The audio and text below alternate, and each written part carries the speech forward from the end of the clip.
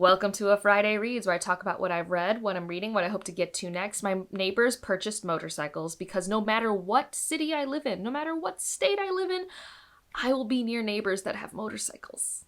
It doesn't matter if it's Boston. It doesn't matter if it's a suburb of Cleveland. Here we are. So you may or may not hear that. Also, I have read 4 books. Who is she? Now, 2 of them, really short. 2 of them I was almost done with, but it's a win. It's still a win. So let's get into it, starting with Death of the Author by Nnedi Okorafor. I was super close to finishing this last week, maybe 100 pages away from the end. Most of my thoughts are the same. I like its general fiction roots, how grounded it is in Zelu's story. I like the near future / expansion of technology that we already have available to us. This really could be just 20 years in the future from now. Some of it near the end, there's a tech at the end that has to do with genetics that I was I don't get that. That feels tacked on. And in general, some of the ending just feels tacked on. I don't mind the ending. I do think that, I was expecting something else just based off how people talk about this book. But, the ending is so, like I said, it feels like such an add-on to me and the people I also read this book with, that when we spent hours talking about this book, we didn't talk about the ending. I think what the ending is attempting to do is make you go oh my gosh, this book's about something completely different now. And I don't think it does that. Even amongst us in the book club, we're almost in our head, is that ending even real? Because it does try and I think accomplish a reframe, which I am a big fan of reframes. I just don't this one just felt added on. And what Zelu does at the end and some of her decision tree. I was okay, honestly, I think it makes sense that you are making those decisions. I would not make those decisions, but you are making them. But then the tech that she uses, all the other tech is so grounded and so explained. And this tech, this genetic tech, I was I don't get what's happening here. I do not understand what is happening. And especially since we have genetic therapies like CRISPR-Cas9 and adenoviruses and stuff, I kind of wanted that to be more grounded because of the grounding of the other tech in the story. But that said, I liked it. I have no idea how I'm going to feel about it for rankings for Hugos because, again, this is very light in its science fiction elements, in its speculative elements in general. As a book, it's a pretty good book. Considering how much it's been a struggle for me to read. It's definitely a 4.5 star reading experience for me. Another one that I finished, now this is a 5 star. This is a 5 star. Uncertain Suns and Other Stories. See, you can hear the motorcycles. Well, maybe you can't. I can. It's very distracting. And they always have to rev. They always they just have such a need to express themselves. Says the woman talking to a camera to make a YouTube video. Pot call kettle, I guess. But Uncertain Suns and Other Stories by Thomas Ha. This is a collection that is so cohesive in its thematic project. And I love almost every story. Not all of them are 5-star stories, but there are no duds for me in here. And some of these have some interconnective tissue and the horror, sci-fi, dystopian vibes that are just laced throughout this. It's impeccable. This is very much a collection written by a father who is struggling with the idea of parenthood in 2026 and post-COVID and everything like that. That existential crisis of what is the land going to be like for my children? And then also the existential dread of how do I be a concerned and active citizen? How easy is it to just adapt to a new normal, and what does that look like? This is fantastic. I haven't read a collection where I'm yes, 5 stars in a very long time. Okay, so this is up there for me with Paper Menagerie, Exhalation, Her Body and Other Parties. This is up there. And I highly recommend one story that you can read outside of the collection. I think there's actually 2. Because a lot of these are published in other places. But one is The Brotherhood of Montague St. Video. I think that's a Clark's World publication. And I think Window Boy, and I read the foreword. You know how there's always a foreword in the book, but you read it after you finish the book, because if you read the foreword first, it's going to spoil things, which it definitely would have.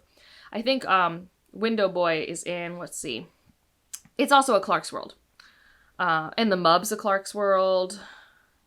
Yeah, what's nice is in the back of this, it tells you where a bunch of the stories are. So he has a lot of stuff published in Clark's World. And then the original story for this one is the titular one, which is the end story, and it makes complete sense, the order of everything. And I value the intentionality and craft of a cohesive collection immensely. So, if you're someone who wanted to dip your toes into engaging short stories, this is a fantastic collection. They are all going to catch you within the first couple sentences. They're not going to overstay their welcome for the most part. There might be like one or two where you're like, that was a little long. Not for me, but maybe for you.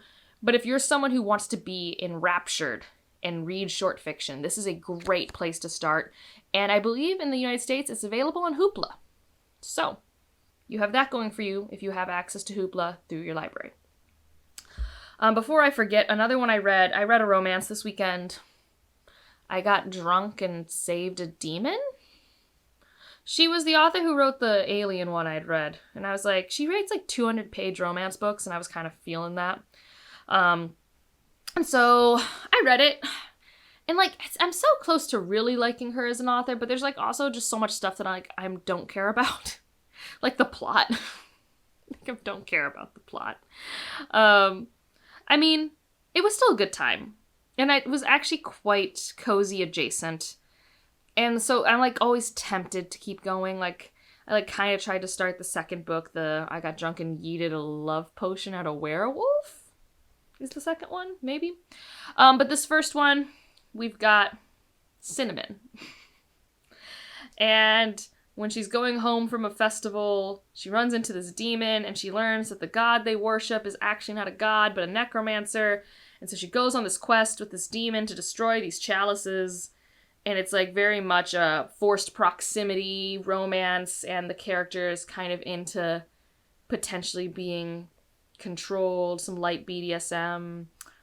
Yeah, I don't know. They had a good dynamic. I did like the banter between, I forget the demon's name, Fallon and Cinnamon. I don't know if I'm saying that right.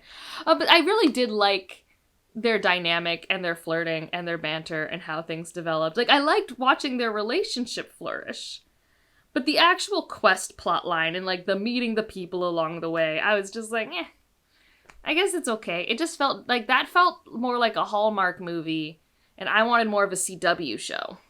And I think that's my disconnect, is like half her books scratch my like CW show itch, soap opera itch, and the other half is like too cozy Hallmark itch, and it doesn't like, the dissonance is bad for my brain.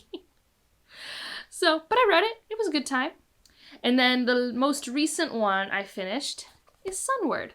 I ended up getting the audiobook because I've been waiting for like a week when it said available soon for Shroud, and it's still not in yet. Because I was like, it's almost time to vote for the Hugos. I should try and consume Shroud, maybe. And it's, of course, the one book that's not in the packet. So, anyways, I digress. Sunward. This is a delight. If you want a short, found family, action-packed sci-fi, you should give this a go. Good world building. Maybe for me, a bit on the short side, but also for what it became, I don't think I wanted it longer. So this is about our captain, Tovalier, and she is a courier for a very famous family on Luna, and being a courier can have some occupational hazards, like if someone wants to silence a message, they silence the messenger. But she's a third-class courier, so she doesn't usually get the, like, important messages. And what she does on the side, so she doesn't kind of go a little, I don't know, stir crazy in outer space, she fosters bots. So this is a world, and I think this is really interesting to read right after Death of the Author, because Death of the Author, right, has that post-human AI-only robot world and what they can and can't do with art. And this is a human and AI bot world. and the prejudice that is built into that. Because what ends up happening is there's a destruction of this base at Lunar, and then instant prejudice against bots. And our main character is from Luna, has family in control of Luna, but also has been fostering these bots her whole life. And we have 6 parts, and in each part you kind of get to know one of her foster children. And there's kind of this overarching plot of we need to save one of the children. She overextended herself in a juvenile state and needs to be brought back together. And in order to do that, she has to go on this quest to find one of her first kids to try and save her. And everything's kind of interconnected. Like I said, it has some fun little action-packed moments. It's like 200 pages. And I think it's like a very sweet found family action sci-fi in a well-developed world that doesn't like overstay its welcome. So I would say that if you are a Becky Chambers lover, I think this could really work for you. I know it doesn't look like a Becky Chambers book, but I do actually think there's a little bit of overlap there. Or if you're someone who's like, I want to like Becky Chambers, but I just need like a smidge more plot. This had a pretty solid short plot that only emphasized the themes of found family. So this was cool. I mean, I don't think I loved it as much as I wanted to, but I'm really glad I read it. So Ursula K. Le Guin, award, down, boom. So yeah, I read 4 books. What am I reading currently? Well, so I had to take my mom to the airport, and on the way home, the audiobook that I wanted to try was Notes from a Regicide. And I don't know if I'll stay with the audiobook, but I have read, and actually I can now look, because I had the audiobook, so I know how far I got in the book. Yes. I made it like 23 pages. So these are 23 pages of thoughts. This is a book that is being written by our character. I think his name's Griffin. Yeah. So this book is written by Griffin. And the first part is like a foreword by Griffin about this moment that he saw his parents at a riot. And his parents are both trans. I don't know if Griffin's trans yet. Hasn't been revealed to me. And they're both from this place called Stephenport. And it's implied, I mean, it's Notes from a Regicide. It's implied some revolution has occurred by his parents in their past. And he's uncovering this by going through the prison journals of his father. So it's an interesting framing. And I do think the actual, written word, the cadence of that works better for my brain. I know that this is listed as historical sci-fi, so I'm curious how I will interpret that genre classification. But yeah, this is also Ursula K. Le Guin. My friend Di really likes it. And then I tried this as an audiobook earlier this week, and I'm like, oh no, this is going to have to be an eyeball read. And then I did today go back and read the first page. I'm like, oh yeah, this reads so much smoother in my brain, because sometimes my brain's cadence works better than an audio narrator cadence. And this was I Was a Teenage Slasher. It's just got such a snarky little voice for whatever his name is. I can't even remember what his name is. Tolly Driver. I think that's our main voice. So I can't decide after I film this which one of these two I'm going to spend more time with. I might listen to Automatic Noodle. I might listen to Shroud, although we'll see. I want to try and get some more physical reading time in. So these are the two I'm hoping will speak to me. But if they aren't, then I will pivot. Because remember, I'm pivoting. I'm pivoting all the time. Insert the meme from Friends here, right? I'm not actually going to go find it. If you don't know what I'm talking about, that's okay. So yeah, that's how reading's going. That's really my only update. I haven't done anything else of note. If you want to leave an emoji to let me know you're here, leave a sun. Did we already do a sun? We might have. But if you don't want to leave a sun, leave a chalice for the I got drunk and save a demon. You can pick. Let me know what you're reading, doing, or watching. And otherwise, if you liked it, subscribe if you want to, and I'll see you in the next one. Bye.